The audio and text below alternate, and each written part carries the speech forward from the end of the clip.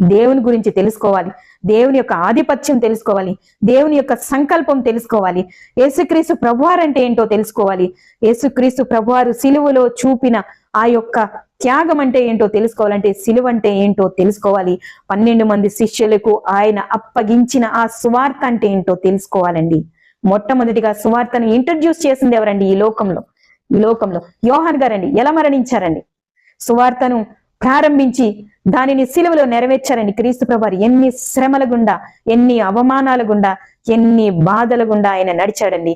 ఎక్కడ దేవుని యొక్క చిత్తానికి వ్యతిరేకంగా ఆయన పనిచేయలేదు. దేవుడు నా తండ్రి చిత్తం, నా తండ్రి చిత్తం, నా తండ్రి మాట, నా తండ్రి పంపారు, నా తండ్రి చెప్పమన్నారు, నా తండ్రి పనిన ఆహారం, నా తండ్రి చిత్తం, నా తండ్రి చిత్తం, నా తండ్రి చిత్తం.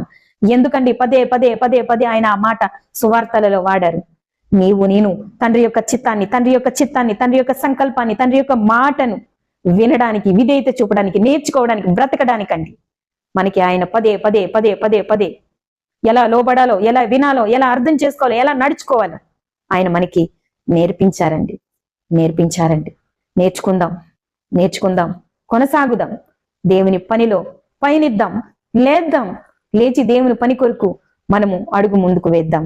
అలాగే 12 మంది శిష్యులు, ఒకసారి ఆలోచించండి, ఒక్కొక్కరి పరిస్థితిని మీరు ఆలోచించండి.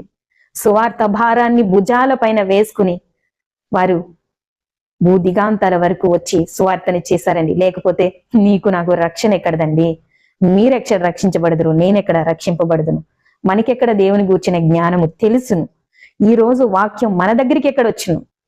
ఆలోచించండి.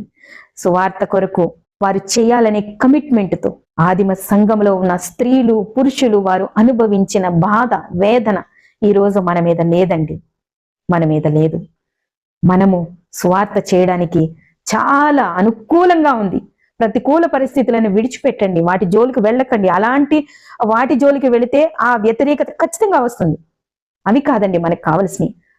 సువార్త 12 మంది అపోస్తులు ఎటువంటి సేవను చేశారో, ఎలా భూదిగాంతాల వరకు చెదిరిపోయి సువార్త చేశారు.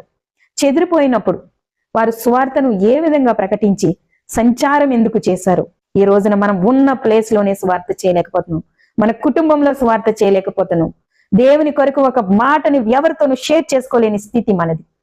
వీటన్నింటిని మనం అవాయిడ్ చేసి మనము దేవుని యొక్క స్వార్థ పనిలో ఆయన యొక్క సాధనాలుగా మనము ముందుకి కొనసాగాలని మీ అందరినీ వేడుకుంటూ, దేవుని యొక్క సమాధానం మన హృదయాలకు తోడయుండును గాక, వాక్యము మన హృదయాలలో ఫలించును గాక.